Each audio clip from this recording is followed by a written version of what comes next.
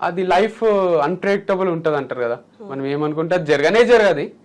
So అనుకున్న దానికన్నా కొంచెం అటు ఇటు అయ్యి మంచిగా నీట్గా హ్యాపీగానే విడిపోదాము అని డిసైడ్ అయినాం.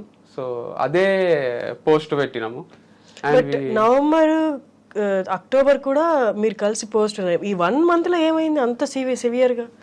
అంటే సివియర్గా కావాల్సిన అవసరం ఉండదు. కొన్ని ఎట్లుంటాయంటే separation is a big thing. Yeah true, but when we are not happy with each other it's better to lead separate life happily అనిపించింది. అంటే ఇప్పుడు హ్యాపీ ఉన్నంత వరకు కలిసి ఉన్నాము.